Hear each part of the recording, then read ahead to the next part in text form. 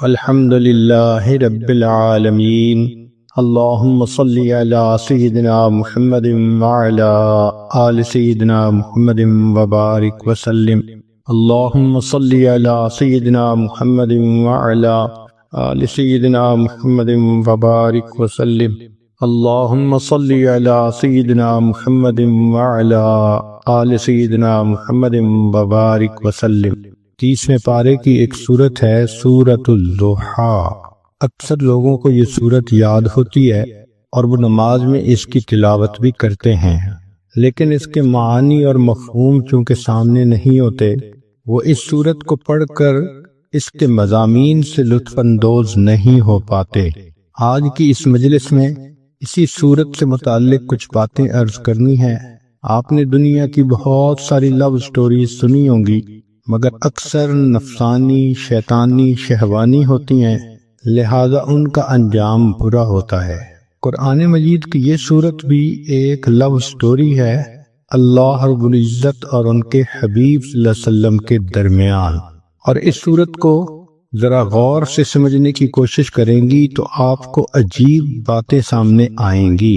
یہ سورت نزول کے اعتبار سے 10ویں نمبر پر نازل ہوئی۔ اس کے نازل ہونے کا بیک گراؤنڈ یہ ہے کہ نبی علیہ السلام اللہ رب العزت کی محبت میں تنہائی میں وقت گزارنے کو پسند فرماتے تھے۔ چنانچہ بخاری شریف کی روایت ہے حبب الیہ الخلا، نبی علیہ السلام کو تنہائی سے محبت ہو گئی تھی۔ دستور ہے کہ محبت انسان کو تنہائی پسند بنا دیتی ہے۔ جس کو محبت کا روگ لگ جائے وہ چاہتا ہے کہ میں الگ رہوں، محبوب کی سوچوں میں رہوں، مجھے کوئی ڈسٹرب نہ کرے۔ چنانچہ نبی علیہ السلام ایک ہفتے کا کھانا لے کر غار حرا میں تشریف لے جاتے اور اللہ رب العزت کی عبادت میں مصروف رہتے۔ یہ عبادت کا سلسلہ چل رہا تھا کہ ایک دن اللہ رب العزت کی طرف سے جبریل علیہ السلام آئے اور ایک پیغام لائے، اقرأ بسم ربک الذی خلق۔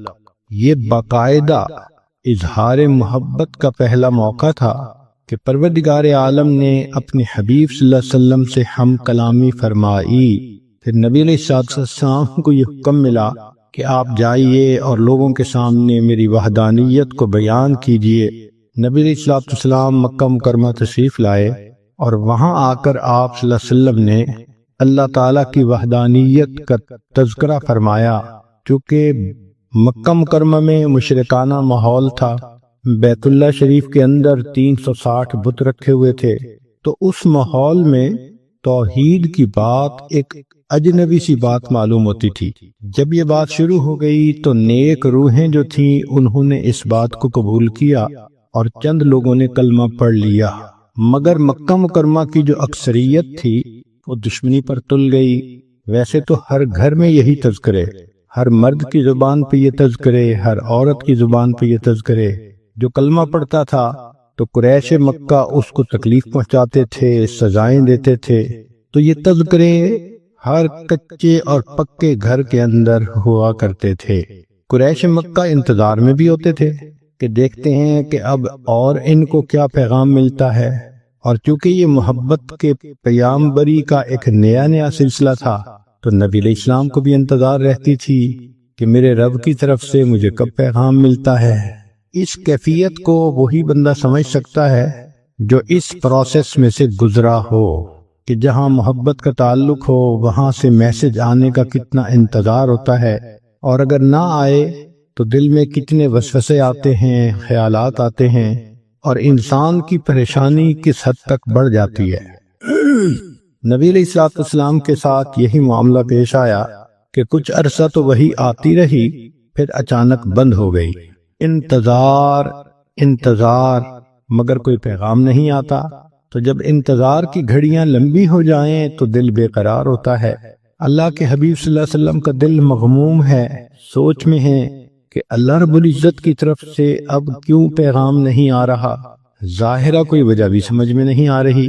اب ایک غمزدہ دل کے سامنے کوئی تانے کی بات کر دی جائے تو غم اور زیادہ ہو جاتا ہے۔ چنانچہ اللہ کے حبیب صلی اللہ علیہ وسلم کے ساتھ یہی ہوا کہ جب کئی دن گزر گئے وحی کے بغیر تو قریش مکہ نے یہ کہنا شروع کر دیا، قد ودعک ربک، ہمیں لگتا ہے کہ تجھے تیرے رب نے چھوڑ دیا، معاذ اللہ۔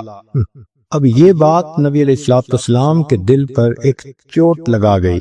انسان سب کچھ برداشت کر سکتا ہے، محبت کا تانا برداشت کرنا بہت مشکل ہوتا ہے۔ چنانچہ ایک مرتبہ اللہ کے حبیب صلی اللہ علیہ وسلم دار ارقم میں تھے، کسی وجہ سے دروازہ کھلا تو آپ کی چچی ام جمیل سامنے سے گزری۔ اس نے جب نبی علیہ السلام کو بیٹھے دیکھا تو تانا دینے لگی کہ اے محمد صلی اللہ علیہ وسلم، جو شیطان تجھے وحی کرتا تھا وہ تجھ سے روٹھ گیا ہے۔ زخم پر جب زخم لگتا ہے تو دکھ بہت زیادہ ہو جاتا ہے۔ تو اللہ کے حبیب صلی اللہ علیہ وسلم کا دل پہلے مغموم تھا، اس عورت کی بات نے جلتی پہ تیل کا کام کر دیا۔ محبوب صلی اللہ علیہ وسلم کا دل بھر آیا۔ آپ نے دل میں سوچا، اللہ، ان لوگوں نے مجھے ساحر کہا، برداشت کر لیا، مجنون کہا، میں نے برداشت کر لیا، دیوانہ کہا، میں نے برداشت کر لیا، مگر مجھ سے یہ جملہ تو برداشت نہیں ہوتا کہ آپ نے مجھے چھوڑ دیا۔ اے کریم، غار حرا میں اقرأ بسم ربک الذی خلق کے ذریعے محبت کی تار تو آپ نے جوڑی تھی، اب کیوں مجھے تنہا کر دیا کہ لوگوں کے تانے سننے پڑ گئے۔ محبوب صلی اللہ علیہ وسلم کی مبارک آنکھوں میں آنسو ہیں، اور آپ نے اس کرب کی کیفیت میں آسمان کی طرف جو دیکھا تو رب کریم کی طرف سے جبریل علیہ السلام پیغام لے کر آ گئے۔ یہ سورت نازل ہوئی والضحیٰ واللیل اذا سجا۔ ان کی پہلی دونوں آیتوں میں اللہ رب العزت نے قسمیں کھائی ہیں۔ عام دستور یہی ہے کہ جب محبوب کسی وجہ سے روٹھ جائے، اس کو تسلی دینے کے لیے محب کو قسمیں کھانی پڑتی ہیں، یقین دلانا پڑتا ہے۔ ذرا غور کیجئے، محب اور محبوب کی کیا باتیں ہیں کہ رب کریم ارشاد فرماتے ہیں والضحیٰ، دن کی روشنی کی قسم، واللیل اذا سجا، رات جب چھا جاتی ہے اس کی تاریکی کی قسم۔ تو رب کریم نے دو قسمیں کھائیں، ایک دن کے سویرے کی قسم، رات کے اندھیرے کی قسم، دن کے ہنگاموں کی قسم، رات کے سناٹوں کی قسم، دن کی جلوتوں کی قسم، رات کی خلوتوں کی قسم۔ مقصود یہ تھا کہ زمانے کے حالات و واقعات کی قسم کھا کر فرمایا۔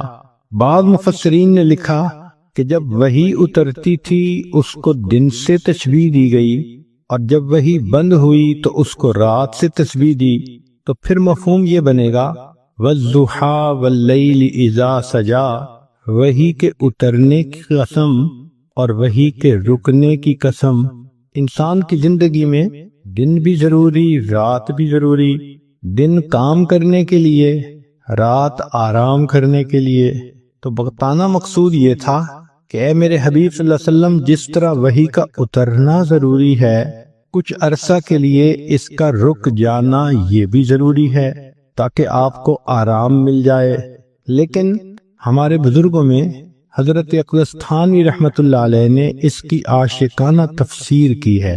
وہ فرماتے ہیں کہ والضحیٰ واللیل اذا سجا، اس کا معنی یہ ہے کہ اے میرے محبوب صلی اللہ علیہ وسلم، والضحیٰ، آپ کے چمکتے چہرے کی قسم، واللیل اذا سجا، اور آپ کی سیاہ زلفوں کی قسم۔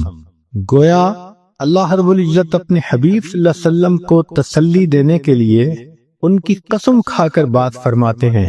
جب محبوب روٹ جائے تو محب اس کو منانے کے لیے عموماً یہ طریقہ اختیار کرتا ہے کہ تم اپنے خوبصورت چہرے کو دیکھو، تم اپنی زلفوں کو دیکھو، بھلا یہ چہرہ چھوڑنے کے قابل ہے؟ کون اسے چھوڑ سکتا ہے؟ تو ہو بہو یہی معاملہ بنا کہ رب کریم نے فرمایا والضحیٰ واللیل اذا سجا۔ اے محبوب صلی اللہ علیہ وسلم، آپ کے چمکتے چہرے کی قسم، آپ کی سیاہ زلفوں کی قسم، چہرہ مبارک دن کی مانند اور زلفیں رات کی مانند۔ گویا اللہ رب العزت نے اپنے حبیب کے اندر ان دونوں کو ایک وقت میں جمع فرما دیا۔ اور ویسے بھی ذرا اگر تفصیلات میں جائیں تو محب اپنے محبوب کے لیے وہ کچھ کرتا ہے جو عام دستور سے ہٹ کر ہوتا ہے۔ نبی علیہ الصلوۃ والسلام کے لیے اللہ رب العزت نے انوکھے معاملات کیے۔ ذرا غور کیجئے کہ آپ کی ذات بابرکات کے اندر سورج کے چمکتے جیسے چہرے کو اور رات کی طرح ضیاء زلفوں کو اکٹھا کر دیا۔ پھر نبی علیہ الصلوۃ والسلام کے لیے اللہ نے قبلتین کو بھی جمع فرما دیا۔ شب معراج میں اللہ رب العزت نے انبیاء اور فرشتوں کو اکٹھا فرما دیا، حتیٰ کہ بیت المقدس میں اللہ رب العزت نے عالم دنیا اور عالم برزخ کے لوگوں کو اکٹھا کر دیا۔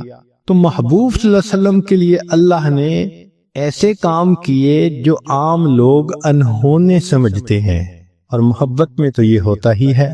چنانچہ قرآن مجید میں اللہ رب العزت اپنے حبیب صلی اللہ علیہ وسلم کے چہرہ انور کا تذکرہ فرماتے ہیں، زلفوں کا تذکرہ فرماتے ہیں۔ آپ صلی اللہ علیہ وسلم کی پیشانی کو اللہ نے والقمر کہا، آپ صلی اللہ علیہ وسلم کی مبارک آنکھوں کو ما زاغ البصر کہا، آپ صلی اللہ علیہ وسلم کے مبارک ہونٹوں کو اللہ رب العزت نے شفتین کہا، آپ صلی اللہ علیہ وسلم کے مبارک کانوں کو قل اذن خیر کہا، آپ صلی اللہ علیہ وسلم کی زبان مبارک کو لا تحرک بہی لسانک کہا۔ یوں معلوم ہوتا ہے کہ اللہ رب العزت نے اپنے حبیب صلی اللہ علیہ وسلم کے قرآن میں جا بجا تذکرے فرما دیے۔ چنانچہ اس سورت کی یہ پہلی دو آیتیں قسم کھا کر بات کی گئی، والضحیٰ واللیل اذا سجا۔ یہاں پر ایک بات ذہن میں رکھیں کہ نبی علیہ الصلوۃ والسلام نے ارشاد فرمایا، من سجد لغیر اللہ فقد اشرک، جس نے غیر اللہ کو سجدہ کیا اس نے شرک کیا۔ ایک حدیث پاک میں فرمایا، من حلف لغیر اللہ فقد اشرک، جس نے غیر اللہ کی قسم کھائی اس نے شرک کیا۔ جس طرح بعض عورتیں اپنی لا علمی کی وجہ سے بیٹے کی قسم کھا لیتی ہیں، یا کچھ مرد عورت کی محبت میں گرفتار ہو کر اس کی قسم کھا لیتے ہیں، تیری قسم، تیرے سر کی قسم، بیٹے کی قسم۔ شریعت نے ان تمام قسموں کا کھانا منع کر دیا کہ قسم فقط ہم اللہ کے نام کی کھا سکتے ہیں، لیکن خود رب کریم نے اپنے حبیب صلی اللہ علیہ وسلم کی قسم کھائی، اس لیے کہ اللہ رب العزت کو اختیار ہے کہ وہ جو چاہے کرے۔ ذرا غور کیجئے کہ اللہ رب العزت نے نبی علیہ السلام کی عمر کی قسم کھائی، لعمرک، نبی علیہ السلام کے شہر کی قسم کھائی، لا اقسم بہذا البلد وانت حل بہذا البلد۔ اللہ رب العزت نے نبی علیہ السلام کے زمانے کی قسم کھائی، والعصر، نسبتوں کی قسم کھائی، فلا وربک، لیکن اللہ تعالیٰ نے مخلوق کو منع کر دیا کہ تم کسی کی قسم نہیں کھا سکتے۔ تو مفسرین نے اس میں نکتہ لکھا کہ جس طرح اللہ رب العزت اپنی وحدانیت میں وحدہ لا شریک ہے، تو اللہ رب العزت نے اپنے حبیب صلی اللہ علیہ وسلم کو یہ شان عطا فرمائی کہ اے میرے حبیب صلی اللہ علیہ وسلم، آپ محبوبیت میں وحدہ لا شریک ہیں۔ میں آپ کی تو قسم کھا رہا ہوں، لیکن آج کے بعد کوئی بندہ اپنے محبوب کی قسم نہیں کھا سکتا۔ یہ شرف فقط اللہ نے اپنے حبیب صلی اللہ علیہ وسلم کو عطا فرمایا کہ جیسے آپ میری وحدانیت میں شرک کو برداشت نہیں کر سکتے، میرے حبیب صلی اللہ علیہ وسلم میں آپ کی محبت میں بھی شرک کو برداشت نہیں کرتا۔ چنانچہ آپ کی قسم تو میں نے کھائی ہے تاکہ آپ کی فضیلت بیان ہو، لوگوں کو منع کر دیا کہ تم اپنے محبوبوں کی قسمیں نہیں کھا سکتے۔ چنانچہ فرمایا، والضحیٰ واللیل اذا سجا، آپ کے چمکتے چہرے کی قسم، آپ کی سیاہ زلفوں کی قسم۔ سوچو تو صحیح، بھلا ایسا چہرہ چھوڑنے کے قابل ہو سکتا ہے؟ لہذا فرمایا، ما ودعک ربک وما قلا، آپ تیرے رب نے تجھے چھوڑا بھی نہیں اور تیرے رب نے تجھ سے منہ موڑا بھی نہیں۔ عام طور پہ دنیا میں محب محبوب کے درمیان جدائی کے دو اسباب ہوتے ہیں۔ پہلا سبب یہ ہوتا ہے کہ حالات ہی ایک دوسرے کو جدا کر دے، اور دوسرا سبب یہ ہوتا ہے کہ کسی بات پہ دونوں میں ناراضگی ہو جائے اور دونوں الگ ہو جائیں، تو ایک کو کہتے ہیں چھوڑ دینا حالات کی وجہ سے، اور دوسرے کو کہتے ہیں منہ موڑ لینا ناراضگی کی وجہ سے۔ تو اللہ رب العزت نے اس آیت میں دو لفظ استعمال کیے، اے میرے چمکتے چہرے والے محبوب، اے سیاہ زلفوں والے محبوب صلی اللہ علیہ وسلم، جس کا چہرہ اتنا خوبصورت، جس کی زلف ہی اتنی خوبصورت، بھلا ایسے محبوب کو کوئی چھوڑ سکتا ہے؟ ما ودعک ربک وما قلا، تیرے رب نے تجھے چھوڑا بھی نہیں اور تیرے رب نے تجھ سے منہ موڑا بھی نہیں۔ اب یہاں تک نبی علیہ السلام کی تسلی کا پیغام کافی تھا۔ صرف اگر یہ 3 آیتیں اتار دی جاتی تو بات مکمل ہو جاتی کہ نبی علیہ السلام کو میسج مل گیا کہ ہم نے آپ کو چھوڑا بھی نہیں، آپ سے منہ موڑا بھی نہیں۔ مگر محب فقط تسلی نہیں بلکہ پھر تشفی بھی کرواتا ہے تاکہ ان محبوب کے دل کو سکون ہو جائے۔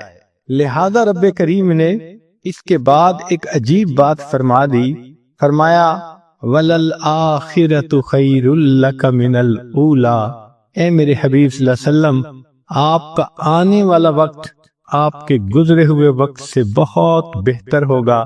اس کی مثال ایسے ہی ہے کہ جیسے قسمیں کھا کر پہلے تو تسلی دے دی اور پھر کہہ دیا کہ جو ہو گیا وہ تو ہو گیا، آنے والے وقت میں ہم اور زیادہ محبت کے ساتھ رہیں گے۔ تو گویا رب کریم نے بھی اپنے حبیب صلی اللہ علیہ وسلم کو یہی پیغام دیا کہ اے میرے محبوب صلی اللہ علیہ وسلم، وَلَلْآخِرَةُ خَيْرٌ لَكَ مِنَ الْأُولَى، آپ کا آنے والا وقت آپ کے گزرے ہوئے وقت سے زیادہ بہتر ہوگا۔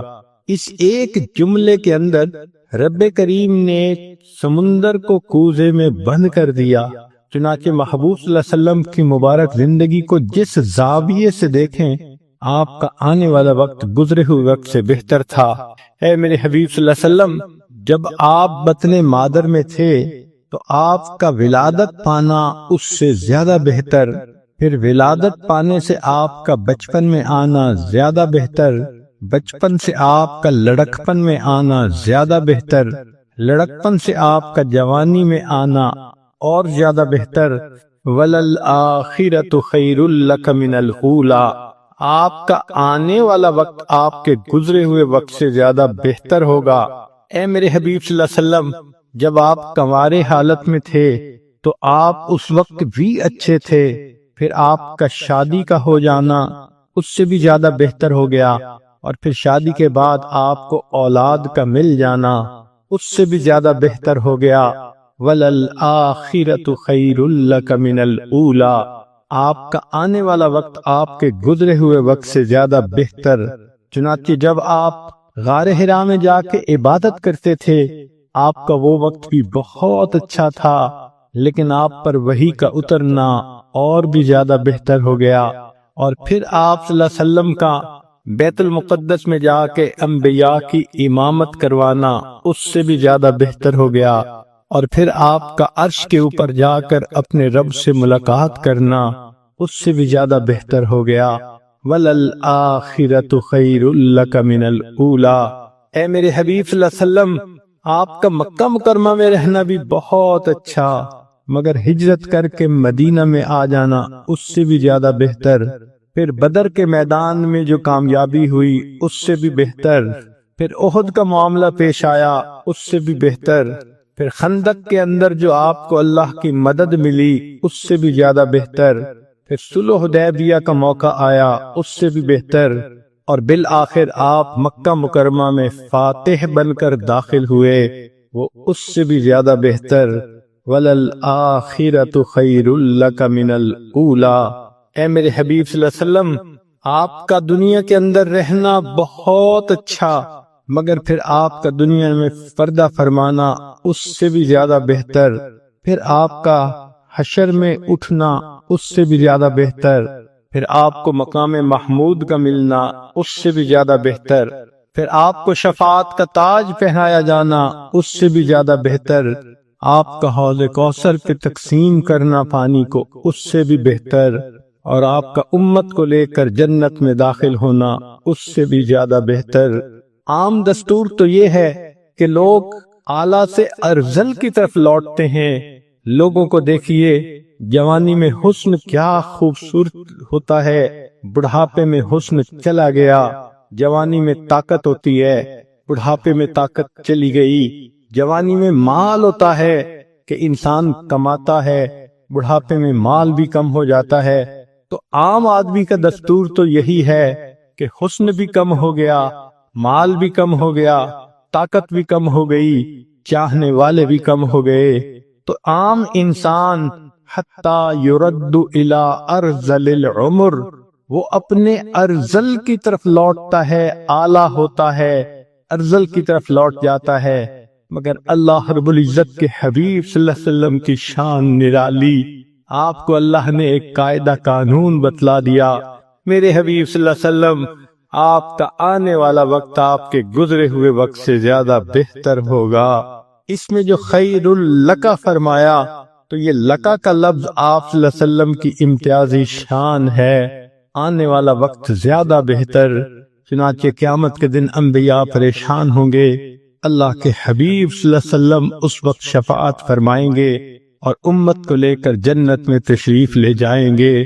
کیا شان ہے اس اللہ کے حبیب صلی اللہ علیہ وسلم کی کہ جو ہر لمحے اعلیٰ سے اعلیٰ کی طرف جا رہے تھے، اور واقعی ان کی اللہ رب العزت نے ان کے ساتھ اس معاملے کو پورا کر دکھایا۔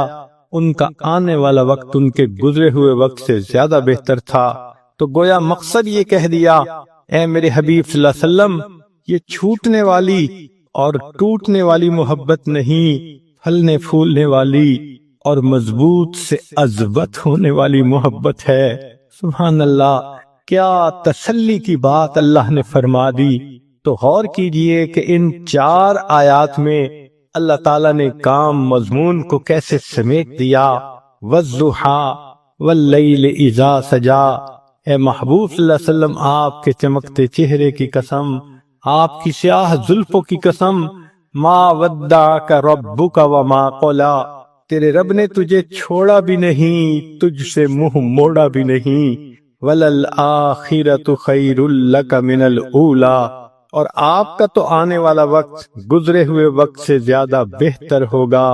پھر رب کریم نے آگے ایک اور بات فرما دی جس نے بات کو اور رنگ دے دیا۔ ارشاد فرمایا، وَلَسَوْفَ يُعْطِيكَ رَبُّكَ فَتَرْضَىٰ، تیرا رب تجھے اتنا دے گا کہ تو راضی ہو جائے گا۔ محب اپنے محبوب کو اسی طرح تسلی دیتا ہے، میں تجھے اتنا پیار دوں گا، میں اتنا تیرا خیال رکھوں گا، میں اتنا تیرا تعاون کروں گا، تیرا ساتھ دوں گا، پشت پناہی کروں گا۔ وَلَلْآخِرَةُ خَيْرٌ لَكَ مِنَ الْأُولَىٰ، ایک تو آنے والا وقت گزرے وقت سے بہتر ہوگا، اور دوسرا وَلَسَوْفَ يُعْطِيكَ رَبُّكَ فَتَرْضَىٰ، تیرا رب تجھے اتنا دے گا کہ آپ راضی ہو جائیں گے۔ اس آیت مبارکہ سے اللہ کے حبیب صلی اللہ علیہ وسلم کی عجیب شان ظاہر ہوتی ہے۔ ساری دنیا کو دیکھ لیجئے، اللہ کی رضا حاصل کرنے میں سرگرم ہے۔ جس کو دیکھو اللہ کو راضی کرنے کے لیے کوئی سجدے کرتا ہے، کوئی قرآن پڑھتا ہے، کوئی روزے رکھتا ہے، کوئی مجاہدے کرتا ہے، کوئی رات اٹھ کے تہجد پڑھتا ہے، کوئی تسبیحات پھیرتا ہے، کوئی تنہائی میں بیٹھ کے رب کے سامنے ہاتھ اٹھا کے دعائیں مانگتا ہے۔ جس مرد کو دیکھو، جس عورت کو دیکھو، ہر کوئی اللہ کی رضا چاہتا ہے۔ اللہ ہم آپ کو راضی کرنے کے لیے چاہتے ہیں۔ انبیاء کرام کی زندگیوں کو دیکھو، آدم علیہ السلام نے کہا ربنا ظلمنا انفسنا، اس لیے کہ وہ اللہ کی رضا چاہتے تھے۔ نوح علیہ السلام نے طوفان کی حالت میں اللہ کی رضا مانگی۔ یونس علیہ السلام نے مچھلی کے پیٹ میں اللہ کی رضا مانگی۔ ایوب علیہ السلام نے بیماری کی حالت میں اللہ کی رضا مانگی۔ ابراہیم علیہ السلام نے اپنے بچوں کو، بیوی کو ایک وادی غیر ذی زرع میں چھوڑ کر اس سے اللہ کی رضا مانگی۔ یوسف علیہ السلام نے جیل میں جا کر مشقتیں اٹھا کر اللہ کی رضا مانگی۔ یعقوب علیہ السلام نے بیٹے کی جدائی پہ صبر کیا، اللہ کی رضا مانگی۔ موسیٰ کلیم اللہ نے کوہ طور پہ جا کر اللہ کی رضا مانگی۔ جس کسی کو دیکھو اللہ کی رضا کا طلبگار ہے۔ سبحان اللہ، اللہ کے حبیب صلی اللہ علیہ وسلم کی کیا شان ہے۔ اللہ فرما رہے ہیں وَلَسَوْفَ يُعْتِيكَ رَبُّكَ فَتَرْضَىٰ، میرے محبوب صلی اللہ علیہ وسلم رب تجھے اتنا دے گا کہ تو راضی ہو جائے گا۔ آج ولی کو دیکھو، ابدال کو دیکھو، کسی قطب کو دیکھو، غوث کو دیکھو، ہر کوئی اللہ کی رضا کا طلبگار ہے۔ آج کسی قاری کو دیکھو، حافظ کو دیکھو، عالم کو، مجتہد کو، محدث کو، ہر کوئی اللہ کی رضا کا طلبگار ہے۔ آج کے دور میں ہر امیر، ہر غریب، ہر گولا اور کالا، ہر عربی اور اجمی، ہر مرد اور عورت اللہ کی رضا کے طلبگار ہے۔ مگر اللہ رب العزت فرماتے ہیں میرے محبوب صلی اللہ علیہ وسلم پوری کائنات میری رضا کی طلبگار، اور میں پروردگار تجھے راضی کرنے کا طلبگار۔ وَلَسَوْفَ يُعْتِيكَ رَبُّكَ فَتَرْضَىٰ، تیرا رب تجھے اتنا دے گا کہ تو راضی ہو جائے گا۔ محبوب آپ کی مراد کو میں پورا کروں گا، اور اللہ رب العزت نے واقعی ایسا کر کے دکھا دیا۔ چنانچہ محبوب صلی اللہ علیہ وسلم نے انگلی کا اشارہ کیا، اللہ نے چاند کو 2 ٹکڑے کر کے دکھا دیا۔ محبوب صلی اللہ علیہ وسلم کے ہاتھ اٹھتے ہیں، اللہ بارش برسا دیتے ہیں۔ محبوب صلی اللہ علیہ وسلم کی زبان سے ابو ہریرہ لانو کی والدہ کی ہدایت کی دعا نکلتی ہے۔ ابو ہریرہ لانو کے پہنچنے سے پہلے اللہ ان کی والدہ کو ہدایت دے دیتے ہیں۔ محبوب صلی اللہ علیہ وسلم کعبہ کی چوکھٹ پکڑ کے دعا مانگتے ہیں، اللہ عمر لانو کو ایمان کی سعادت دے دیتے ہیں۔ محبوب صلی اللہ علیہ وسلم کی انگلیوں سے اللہ تعالیٰ پانی کے چشمے جاری فرما دیتے ہیں۔ گویا بتلانا یہ محبوب مقصود تھا، اے میرے محبوب دیکھو ساری کائنات میری رضا چاہتی ہے، اور میں آپ کو اپنا محبوب بنا چکا، لہذا میں آپ کو اتنا دوں گا۔ وَلَسَوْفَ يُعْتِيكَ رَبُّكَ فَتَرْضَىٰ، کہ آپ راضی ہو جائیں گے۔ محبوب جو تیری پسند ہوگی وہ میری پسند ہوگی، جو تیرا ہے وہ میرا ہے، جو تیرا نہیں وہ میرا نہیں۔ اس لیے ہمارے اکابر یہ کوشش کرتے تھے مدینہ طیبہ میں جا کر دفن ہونا نصیب ہو جائے تاکہ محبوب کا قرب نصیب ہو۔ ذرا غور کیجئے اللہ نے اپنے حبیب صلی اللہ علیہ وسلم کی تمناؤں کو کیسے پورا کیا۔ ایک نماز 4 رکعت کی ہے، 2 رکعت پڑھی، اللہ رب العزت نے نماز کے ختم ہونے کا انتظار نہیں کیا، عین دوران نماز میں وحی فرما دی، اب آپ کے لیے قبلہ کو ہم نے تبدیل کر دیا گیا۔ چنانچہ نبی علیہ السلام نے 2 رکعت پہلے قبلے کی طرف پڑھیں اور دوسری رکعت دوسرے قبلے کی طرف پڑھیں۔ سبحان اللہ، جب نبی علیہ السلام کو اللہ نے راضی کرنے کا فیصلہ فرما دیا تو محبوب کی امت کے لیے یہ بہت بڑی خوشخبری ہے۔ نبی علیہ السلام پر جب یہ آیت اتری تو محبوب صلی اللہ علیہ وسلم نے فرمایا کہ اللہ تعالیٰ نے فرمایا ہے میں تجھے راضی کر دوں گا۔ فرمایا میں اس وقت تک راضی نہیں ہوں گا جب تک میرا آخری امتی بھی جنت میں داخل نہیں ہو جائے گا۔ یہ کتنی بڑی خوشخبری ہے امت کے لیے کہ رب کریم نے اپنے محبوب صلی اللہ علیہ وسلم کو راضی کرنے کا وعدہ فرما لیا، اور محبوب صلی اللہ علیہ وسلم نے بتلا دیا میں اس وقت تک راضی نہیں ہوں گا جب تک کہ میرا آخری امتی بھی جنت میں نہیں چلا جائے گا۔ تو رب کریم نے اپنے حبیب صلی اللہ علیہ وسلم کو راضی کرنے کے لیے قرآن مجید میں خوشخبری عطا فرما دی، بلکہ محبوب صلی اللہ علیہ وسلم کے جو یار غار تھے ان کو بھی راضی کرنے کا تذکرہ قرآن میں فرما دیا۔ وَلَسَوْفَ يَرْضَىٰ، قیامت کے دن وہ اللہ سے اس کو راضی کر دیا جائے گا۔ چنانچہ نبی علیہ السلام کی یہ شان ہے کہ جو آپ صلی اللہ علیہ وسلم کی اتباع کرے گا اللہ رب العزت دنیا میں بھی اس بندے کی پشت پناہی فرمائیں گے، آخرت میں بھی پشت پناہی فرمائیں گے، اور پھر جنت میں اس کو داخلہ دے کر بالآخر راضی فرما دیں گے۔ یہ اللہ رب العزت کا معاملہ ہے۔ چنانچہ یہاں تک بات مکمل ہو گئی، والضحیٰ واللیل اذا سجا ما ودعک ربک وما قلا وللآخرۃ خیر لک من الاولی ولسوف یعطیک ربک فترضی، تیرا رب تجھے اتنا دے گا کہ تو بس بس کرے گا۔ سبحان اللہ، اللہ رب العزت کی کتنی عنایات ہیں اپنے حبیب صلی اللہ علیہ وسلم کے اوپر۔ پھر اس کے بعد جب محب اپنے محبوب کو تسلی کی باتیں کر دیتا ہے، اکثر ہم نے دیکھا کہ گزشتہ احسانات کے تذکرے بھی کرتا ہے، وہ بھی باتیں یاد دلاتا ہے کہ دیکھو تم بھول گئے، میں نے تو یہ بھی کیا تھا، میں نے تو یہ بھی کیا تھا، کیوں ناراض ہوتے ہو، کیوں غمزدہ ہو رہے ہو، تمہیں یاد نہیں کہ میں نے تو یہ بھی کر دیا تھا۔ بالکل اسی طرح رب کریم نے یہ باتیں فرمانے کے بعد 3 گزشتہ احسانات کا تذکرہ فرمایا۔ پہلی بات فرمائی، الم یجدک یتیما فآوا، کیا ہم نے آپ کو یتیمی کی حالت میں نہ پایا اور پھر ہم نے آپ کو ٹھکانہ دیا۔ سبحان اللہ، اس دنیا میں یتیم کا سایہ چھن جایا کرتا ہے، بے سایہ بچے کو یتیم کہا جاتا ہے، لہذا کوئی اس کی تربیت نہیں کرنے والا ہوتا، کوئی یتیم بچے کو قریب نہیں آنے دیتا، لہذا وہ فتنوں کا سبب بھی بنتے ہیں، فتنوں کا شکار بھی ہو جاتے ہیں۔ نبی علیہ الصلوۃ والسلام کو اس دور یتیمی سے گزرنا پڑا۔ آپ صلی اللہ علیہ وسلم کی دنیا میں تشریف آوری سے پہلے آپ کے والد گرامی دنیا سے وفات پا گئے۔ آپ نے واقعہ تو سنا ہی ہوگا کہ جب حضرت عبداللہ کی شادی ہوئی تو اس وقت ان کی عمر 18 سال تھی، بی بی آمنہ کی عمر 16 سال تھی۔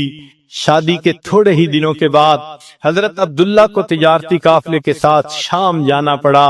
شادی کے ابتدائی دنوں میں میاں بیوی کا ایک دوسرے سے جدا ہونا بہت مشکل کام ہوتا ہے، چنانچہ جب حضرت عبداللہ جانے لگے، بی بی آمنہ بھی غمزدہ ہیں، حضرت عبداللہ بھی اداس ہیں، فرماتے ہیں کہ آمنہ میں جا رہا ہوں، جلدی واپس آؤں گا، جب میں واپس آؤں تو تم دروازے کے قریب آ کر میرا استقبال کرنا، میں تمہارے لیے بہت اداس ہوں گا۔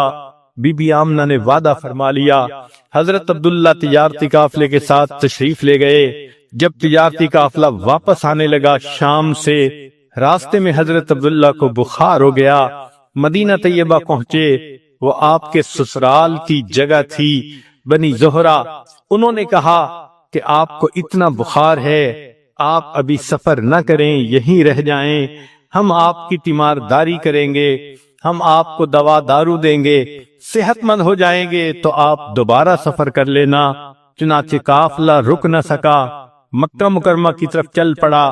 حضرت عبداللہ مدینہ طیبہ میں رہ گئے۔ جب وہ قافلہ مکہ مکرمہ میں پہنچا، مکہ مکرمہ کے ہر گھر میں خوشیاں تھیں، عورتوں نے بچوں کو تیار کر رکھا تھا، دھلے کپڑے پہنائے تھے، خود بھی تیار تھیں، کھانے بھی تیار تھے، مہمانوں کے آنے کی انتظار تھی، ہر گھر میں خوشی کا سما نظر آتا تھا، انتظار کی گھڑیاں ختم ہونے کو لگ رہی تھیں۔ چنانچہ بی بی آمنہ بی بی اپنے پیارے شوہر سے وعدہ کیا تھا، میں دروازے کے قریب آ کے کھڑی ہوں گی تاکہ آپ آئیں تو میں دروازے پہ آپ کو اہلا و سہلا کہہ کے استقبال کروں۔ بی بی آمنہ وعدہ کے مطابق دروازے کے قریب آ گئیں۔ تب میرے میاں آئیں گے، دروازہ کھولیں گے تو میں ان کو پیار بھری محبت بھری نظروں سے استقبال کے الفاظ کہوں گی۔ بی بی آمنہ انتظار کرتی رہتی ہیں۔ اس وقت ان کی کیفیت عجیب تھی، لیکن حضرت عبداللہ قافلے میں چونکہ نہیں آئے تھے، سارے قافلے کے لوگ اپنے اپنے گھروں کو چلے گئے، حضرت عبداللہ نہ آئے۔ جب بی بی آمنہ نے معلوم کروایا، پتہ چلایا کہ وہ تو مدینہ طیبہ میں بیمار ہیں، بی بی آمنہ اور غمزدہ ہو گئیں۔ نبی علیہ السلام کے بعد رشتہ داروں نے کہا ہم جاتے ہیں اور عبداللہ کو لے کے آتے ہیں۔ چنانچہ وہ وہاں سے مدینہ طیبہ گئے ان کو لانے کے لیے، مگر اللہ رب العزت کو کچھ اور ہی منظور تھا۔ مدینہ طیبہ میں حضرت عبداللہ کا انتقال ہو گیا، بالآخر ان کو وہاں دفن کر دیا گیا۔ اب بی بی آمنہ حاملہ تھیں اور انتظار میں تھیں جب میاں کے فوت ہونے کی دکھ بری خبر ملی، دل پہ کیا صدمہ گزرا ہوگا عورتیں اس بات کو سمجھ سکتی ہیں۔ 16 سال کی عمر کی بچی ہے اور وہ بیوہ ہو گئی، دل کی حسرتیں دل میں ہی رہ گئیں، چنانچہ حاملہ بھی ہے اور اپنے خاوند کی جدائی کا صدمہ بھی ہے۔ بہرحال انہوں نے صبر کے ساتھ برداشت کیا حتیٰ کہ نبی علیہ السلام کی ولادت مبارکہ ہوئی۔ پھر نبی علیہ السلام کو حلیمہ سعدیہ کے پاس بھیجا۔ 4 سال کی عمر میں وہ واپس چھوڑ گئیں۔ جب نبی علیہ السلام اپنی والدہ کے پاس آ کر کچھ عرصہ رہے، تقریباً 6 سال کی عمر تھی، تو بی بی آمنہ نے فیصلہ کیا میں اپنے بچے کو لے کے مدینہ طیبہ چکر لگا آتی ہوں۔ چنانچہ بی بی آمنہ نے نبی علیہ السلام کو ساتھ لیا، مدینہ طیبہ آئی۔ نبی علیہ السلام فرماتے ہیں میں نے اپنی والدہ کو دیکھا، مدینہ طیبہ جا کر وہ ایک قبر کے قریب پہنچی، کچھ کہہ رہی تھیں جو میں نہیں سمجھ رہا تھا، مگر میری والدہ کی مبارک آنکھوں میں آنسو تھے۔ نبی علیہ السلام فرماتے ہیں مجھے اتنا یاد ہے میں اپنی والدہ کو روتے دیکھ کے خود بھی رونے لگ گیا، میری آنکھوں میں بھی آنسو آ گئے، مگر مجھے یہ نہیں پتا کہ والدہ کیا بات کر رہی تھیں۔ تصور یہ کہتا ہے کہ شاید بی بی آمنہ حضرت عبداللہ سے محو گفتگو ہو، عبداللہ آپ نے وعدہ کیا تھا میں آ جاؤں گا، میں اتنے سال انتظار کرتی رہی، آپ لوٹ کر نہیں آئے، آپ مجھے ایک امانت دے کر گئے تھے، دیکھو اللہ نے کتنا خوبصورت بیٹا عطا کیا، کاش اس بیٹے کے چمکتے چہرے کو آپ دیکھتے، آپ کو پتہ چلتا اللہ نے کیا حسن و جمال اس کو عطا کر دیا ہے۔ تو بی بی آمنہ یہ باتیں سوچ رہی ہوں گی، اپنے تصور میں کر رہی ہوں گی، آنکھوں سے آنسو آ گئے ہوں گے۔ نبی علیہ السلام اپنی والدہ کو روتے دیکھ کے خود بھی رونے لگ گئے۔ بالآخر بی بی آمنہ نے وہاں سے واپسی کا فیصلہ کیا، چنانچہ ایک باندی بھی ساتھ ہے، اور بی بی آمنہ واپس مکہ مکرمہ آنا چاہتی ہیں۔ اللہ کی شان دیکھیے کہ اس وقت جب ابوا کے مقام پر پہنچی تو بی بی آمنہ کی اپنی بھی وفات ہو گئی۔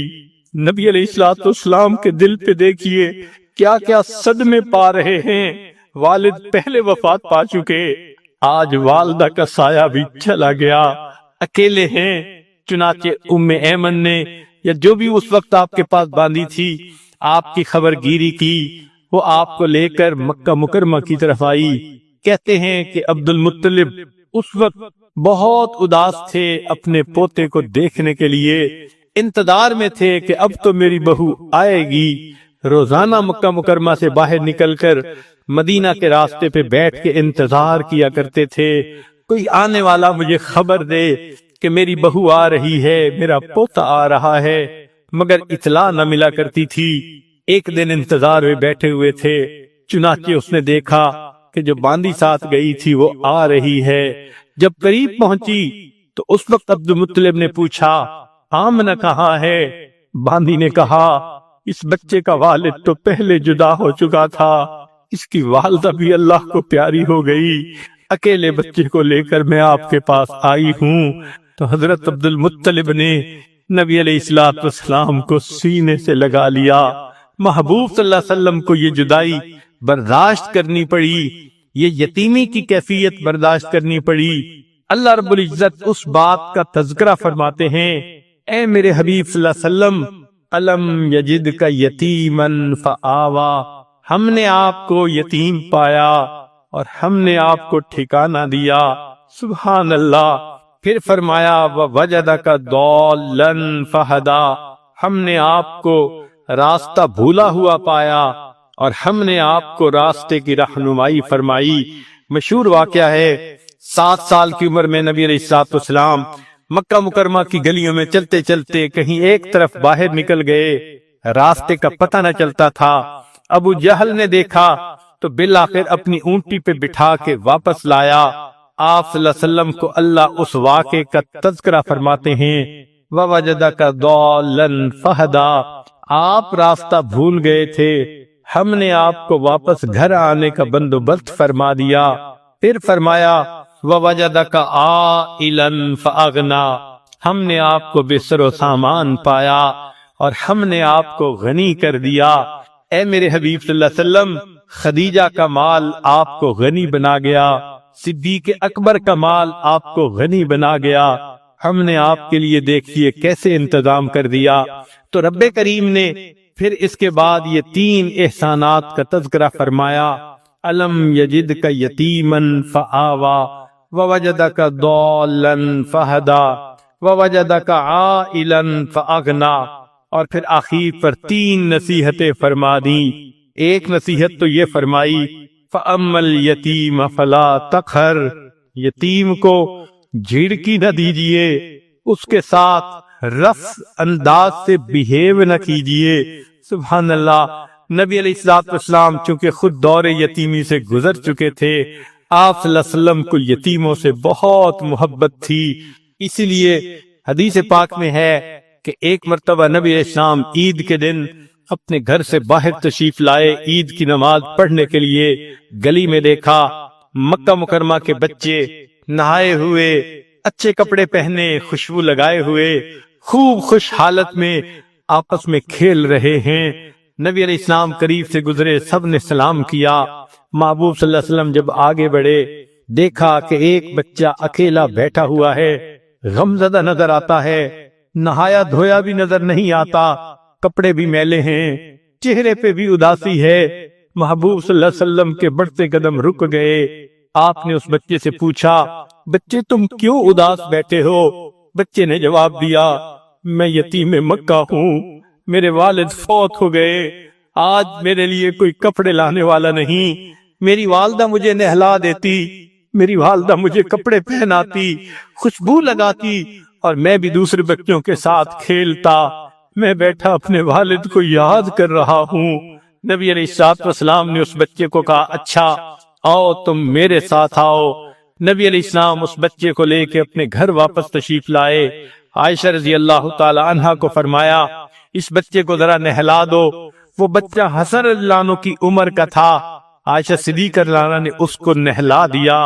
اتنے میں نبی علیہ السلام نے پیغام بھیجا فاطمہ الزہرا رضی اللہ تعالی عنہا کی طرف کہ حسن کے اگر کپڑے ہوں تو بھجوا دیجئے، دھلے ہوئے کپڑے آ جاتے ہیں۔ ام المومنین اس بچے کو وہ کپڑے پہنا دیتی ہیں، خوشبو لگاتی ہیں، بالوں میں کنگھی کر دیتی ہیں۔ جب وہ بچہ تیار ہوتا ہے تو نبی علیہ السلام اس سے پوچھتے ہیں، تو عید کے دن تیار ہو کے عیدگاہ میں اپنے والد کے ساتھ کیسے جاتا تھا؟ اس نے کہا، میرے والد بیٹھتے تھے، میں ان کے کندھے پہ سوار ہوتا تھا۔ نبی علیہ السلام یہ سن کر نیچے بیٹھ کے بچے کو کہا، آؤ میرے کندھے پہ بیٹھ جاؤ۔ بچہ خوشی خوشی کندھوں پہ بیٹھ جاتا ہے۔ نبی علیہ السلام اس بچے کو کندھے پہ بٹھا کے باہر لے جاتے ہیں۔ جب گلی کے کھیلنے والے بچوں نے یہ منظر دیکھا، وہ حیران تھے کہ یہ بچہ پہلے تو معمولی کپڑوں میں تھا، اداس غمزدہ تھا، اب نئے کپڑے بھی ہیں، کھلا ہوا چہرہ بھی ہے۔ تو انہوں نے اشاروں میں اس بچے سے بات پوچھی، سناؤ کیا معاملہ ہوا؟ بچے نے کہا کہ اللہ کے حبیب صلی اللہ علیہ وسلم نے مجھے بیٹا بنا لیا۔ سبحان اللہ۔ جب اس بچے نے یہ اشارہ کیا تو کہتے ہیں کہ جو بچے کھیل رہے تھے ان میں سے ایک نے ٹھنڈی سانس لی، کہنے لگا، کاش میں بھی یتیم ہوتا، اللہ کے حبیب صلی اللہ علیہ وسلم مجھے بھی اپنا بیٹا بنا لیتے۔ نبی علیہ السلام اس بچے کو لے کے مسجد جو ہے عیدگاہ میں تشریف لاتے ہیں۔ ممبر پڑا ہوا تھا، نبی علیہ السلام ممبر کے اوپر بیٹھنے لگے، وہ بچہ نیچے بیٹھ گیا۔ نبی علیہ السلام نے فرمایا، نیچے نہیں، تم آج میرے ساتھ اوپر بیٹھو گے۔ آپ صلی اللہ علیہ وسلم جہاں پر تشریف فرما تھے، آپ نے اس یتیم بچے کو اپنے ساتھ بٹھا لیا۔ پھر آپ صلی اللہ علیہ وسلم نے خطبہ دیا۔ خطبے کے درمیان اس بچے کے سر پہ ہاتھ رکھ کے فرمایا، جو شخص یتیم بچے کے سر پہ ہاتھ رکھتا ہے، ہاتھ کے نیچے جتنے بال ہوتے ہیں، اللہ اتنی نیکیاں اس کے نام اعمال میں لکھ دیتا ہے۔ سبحان اللہ۔ نبی علیہ السلام کو یتیموں سے بہت محبت تھی، اس لیے فرمایا کہ میں اور یتیم کی کفالت کرنے والا جنت میں اس طرح اکٹھے ہوں گے جیسے 2 انگلیاں ایک دوسرے کے ساتھ اکٹھی ہوتی ہیں۔ تو رب کریم نے فرمایا، فَأَمَّا الْيَتِيمَ فَلَا تَقْهَرْ وَأَمَّا السَّائِلَ فَلَا تَنْهَرْ، اور آپ سائل کو جھڑکی نہ دیجیے۔ رب کریم چاہتے ہیں کوئی بھی سوال کرنے والا ہو تم اس کا سوال کو پورا کر دیا کرو، اور اگر وہ علم کا سائل ہے، طالب علم ہے، تو استاد کے اوپر اس کا حق اور بھی زیادہ ہوتا ہے۔ لہذا محدثین مفسرین نے لکھا ہے اس آیت مبارکہ کی وجہ سے اساتذہ کو چاہیے کہ اپنے شاگردوں پر بہت مہربان ہو، اپنے شاگردوں پر بہت قربان ہو کہ رب کریم نے ان کی سفارش فرمائی وَأَمَّا السَّائِلَ فَلَا تَنْهَرْ، سوالی کو انکار نہ کرو۔ عجیب بات ہے کہ جو شخص روٹی کا طلبگار ہو، اگر کسی گھر سے آ کے روٹی کا سوال کرے اور کوئی اس سائل کو روٹی دے دے، حدیث پاک میں ہے 3 بندوں کے گناہوں کی مغفرت ہو جاتی ہے۔ جس بندے نے رزق کمایا اس کی بھی مغفرت ہو گئی، جس عورت نے کھانا بنایا اس کی بھی مغفرت ہو گئی، اور جس نے وہ روٹی لے کر سائل تک پہنچائی اس نوکر کی بھی مغفرت ہو گئی۔ قربان جائیں اس پروردگار پر کہ جو اس عمل پر مالکوں کی تو مغفرت فرماتا ہی ہے، ان کے نوکروں اور خادموں کی بھی مغفرت فرما دیتا ہے۔ اور حدیث پاک میں یہ بھی آیا کہ ایک علم کا سائل ہوتا ہے، جیسے کلاس روم میں بیٹھ کے استاد سے علم کا سوال پوچھنا، تو فرمایا اس پر اللہ رب العزت 4 بندوں کی مغفرت فرماتے ہیں۔ سب سے پہلے سوال پوچھنے والے کی مغفرت ہو جاتی ہے، پھر دوسری بات استاد جو جواب دیتا ہے اس کی بھی اللہ مغفرت فرما دیتے ہیں، تیسری بات کہ جو اس کے کلاس فیلوز بیٹھے ہوتے ہیں، مجمع ہوتا ہے، اللہ ان کی بھی مغفرت فرما دیتے ہیں، اور چوتھی بات کہ جو لوگ اس کلاس کے قیام کا سبب بنتے ہیں، معاونین ہوتے ہیں مدارس کے، اگرچہ وہ کاروباری لوگ ہوتے ہیں، اپنے گھروں میں بیٹھے ہوتے ہیں، مگر وہ اس کلاس کے لیے پیسہ خرچ کرتے ہیں، استاد کی تنخواہ دیتے ہیں، شاگردوں کے کھانے پینے کا انتظام کرتے ہیں، تو فرمایا کہ وہ محبت کرنے والے، تعاون کرنے والے اگرچہ اپنے گھروں میں بیٹھے ہوں گے، اللہ ان کی بھی مغفرت فرما دیتے ہیں۔ تو علم کا سوال اللہ رب العزت کو اتنا پسند، 3 نصیحتیں فرمائیں، فَأَمَّا الْيَتِيمَ فَلَا تَقْهَرْ وَأَمَّا السَّائِلَ فَلَا تَنْهَرْ، اور آخر پر کہا وَأَمَّا بِنِعْمَةِ رَبِّكَ فَحَدِّثْ، اور آپ پر جو اپنے رب کی نعمتیں ہیں آپ خوب کھول کھول کر ان کو بیان فرمائیے، یعنی زبان فیض ترجمان سے قرآن کی نعمت کو بیان کیجئے، اور لوگوں کو قریش مکہ کو کھول کھول کر بتا دیجئے ما ودعک ربک وما قلا، تیرے رب نے تجھے چھوڑا بھی نہیں، تجھ سے منہ موڑا بھی نہیں۔ چنانچہ نبی علیہ السلام کے دل کو کامل تسلی مل گئی، اور اس صورت نے محبوب صلی اللہ علیہ وسلم کے غم کو ختم کر دیا۔ آج اس پورے بیک گراؤنڈ کے ساتھ جب آپ اس صورت کو نماز میں پڑھا کریں گی تو آپ کو نبی علیہ السلام کی کیفیت کا بھی اندازہ ہوگا، کتنے ابتدا میں غم زدہ تھے، اور آپ کو یہ بھی پتہ چل گیا ہوگا کہ محبوب اپنے محب کو کیسے تسلیاں دیتا ہے، کیسے آنے والے وقت کے وعدے کرتا ہے، کیسے اس کی مرادیں پوری کرنے کی خوشخبریاں دیتا ہے، اور پھر کیسے اس کو نصیحت کرتا ہے۔ تو یہ پوری صورت اللہ رب العزت اور آپ کے حبیب صلی اللہ علیہ وسلم کی محبت کا مضمون بیان کرتی ہے۔ اس میں جہاں نبی علیہ السلام کے لیے تسلی تھی، وہاں پر جو نبی علیہ السلام کے نائب علماء، عالمات، فاضلات اس دنیا میں دین کا کام کرنے والے ہیں، ان کے لیے بھی بڑی خوشخبری ہے۔ سب سے پہلی خوشخبری، ان دین کا کام کرنے والوں کو لوگ تانے دیتے ہیں، دنیا نے تمہیں چھوڑ دیا، کوئی تمہارے ساتھ نہیں، ان کو تسلی رکھنی چاہیے، دنیا نے چھوڑ دیا، دین کا کام کرنے والے کو رب کبھی نہیں چھوڑے گا، اس کا وعدہ ہے ما ودعک ربک وما قلا، میرے حبیب صلی اللہ علیہ وسلم تیرے رب نے تجھے چھوڑا بھی نہیں، تجھ سے منہ موڑا بھی نہیں۔ چنانچہ آپ صلی اللہ علیہ وسلم کے جو وارث ہوں گے ان کے ساتھ بھی یہی وعدہ پورا ہو کر رہے گا، نہ اللہ ان کو چھوڑے گا، نہ اللہ ان سے منہ موڑے گا۔ وَلَلْآخِرَةُ خَيْرٌ لَكَ مِنَ الْأُولَى، جیسے نبی علیہ السلام کو اللہ نے یہ وعدہ فرما دیا۔ آپ غور کیجئے، اللہ والوں کے ساتھ بھی یہی معاملہ ہوتا ہے۔ جو دین کا کام کر رہے ہوتے ہیں ان کا آنے والا دن ان کے گزرے ہوئے دن سے زیادہ بہتر ہوتا ہے۔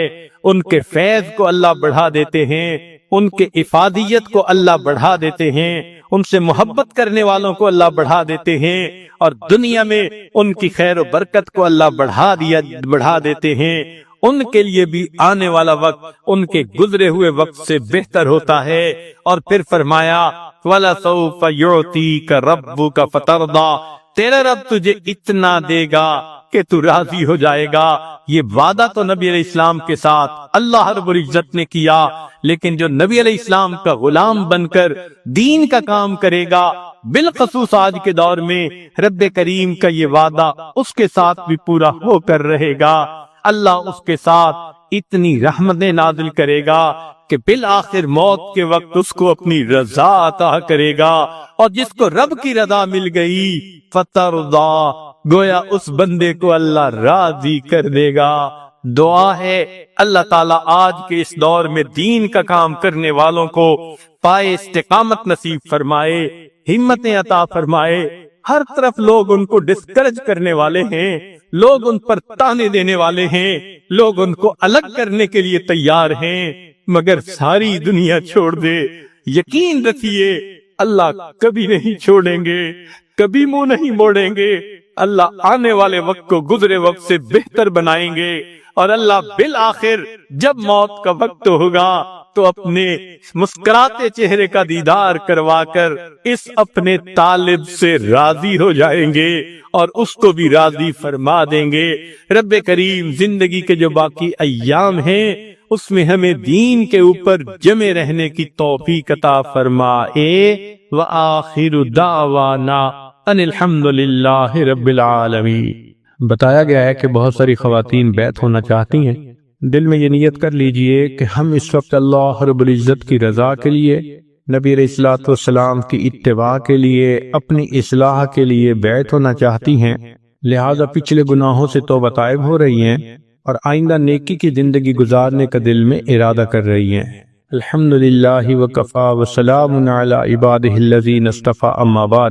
یہ کلمات سچے دل کے ساتھ پیچھے پیچھے پڑھتی جائیں۔ بسم اللہ الرحمن الرحیم، لا الہ الا اللہ محمد الرسول اللہ، آمنت باللہ وملائکتہ وکتبہ ورسلہ والیوم الآخر والقدر خیرہ وشرہ من اللہ تعالی والبعث بعد الموت، آمنت باللہ کما ہوا باسمائہ وصفاتہ وقبلت جمیع احکامہ اقرار باللسان وتصدیق بالقلب، اشہد ان لا الہ الا اللہ واشہد ان محمدا عبدہ ورسولہ، استغفر اللہ ربی من کل ذنب واتوب الیہ برحمتک یا ارحم الراحمین۔ ان کلمات کو پڑھنے سے اب آپ بیعت ہو چکی ہیں۔ چند معمولات ہیں، اگر ان کو آپ باقاعدگی سے کریں گی تو اللہ تعالیٰ آپ کے دل کو منور فرمائیں گے۔ ان میں پہلی چیز ہے کہ 100 مرتبہ صبح اور شام استغفار پڑھنا، استغفر اللہ ربی من کل ذنب واتوب الیہ۔ 100 مرتبہ صبح شام درود شریف پڑھنا، اللہم صلی علی سیدنا محمد وعلی آل سیدنا محمد وبارک وسلم۔ تیسرا ہے قرآن مجید کی روزانہ تلاوت کرنا، تو 1 پارہ یا آدھا پارہ قرآن مجید روزانہ پڑھا کریں۔ عورتوں کو جن دنوں میں نماز پڑھنی منع ہے وہ قرآن مجید بھی نہ پڑھیں، ان کو بن پڑھے اجر اور ثواب مل جاتا ہے۔ چوتھی چیز ہے چلتے پھرتے ہر وقت دل میں اللہ تعالیٰ کا دھیان رکھنا، دست بکار دل بیار، ہاتھ کام کاج میں مشغول اور دل اللہ تعالیٰ کی یاد میں مشغول۔ اور 5ویں چیز ہے مراقبہ کرنا، تو روزانہ 10-15 منٹ، آدھا گھنٹہ آپ مصلی پہ بیٹھ کے اپنی آنکھوں کو بند کر لیا کریں، اللہ سے لو لگا لیا کریں، اور شروع میں یہ سوچا کریں کہ اللہ رب العزت کی رحمت آ رہی ہے، دل میں سما رہی ہے، دل کی ظلمت اور سیاہی دور ہو رہی ہے، اور میرا دل اللہ اللہ اللہ یہ میرا دل کہہ رہا ہے۔ انشاءاللہ ان 5 اعمال کو کرنے سے اللہ تعالیٰ دل کو منور فرما دیتے ہیں۔ یہ مراقبہ مشق اس کی کرنی ضروری ہوتی ہے، تو ابھی دعا سے پہلے چند منٹ کے لیے جتنی بھی خواتین ہیں سب کی سب اپنی آنکھوں کو بند کر لے، سر کو جھکا لے اور اللہ سے لو لگا کے بیٹھ جائیں۔ ساری دنیا کے خیالات کو دل سے نکال دیں اور یہ سوچیں کہ اللہ اللہ میرا دل کہہ رہا ہے، یعنی میرا دل اللہ اللہ کہہ رہا ہے اور میں اس کو سن رہی ہوں۔ مراقبہ کر لیجئے تھوڑی دیر کے لیے۔ انسان جب اپنے اندر جھانکتا ہے اسے اپنی اصل تصویر نظر آتی ہے۔ اپنے من کے دریچے کو کھولیے، اپنی اصل تصویر کو دیکھیے۔ ہوا و حرص والا دل بدل دے، میرا غفلت میں ڈوبا دل بدل دے۔ ہوا و حرص والا دل بدل دے، میرا غفلت میں ڈوبا دل بدل دے۔ بدل دے دل کی دنیا، دل بدل دے۔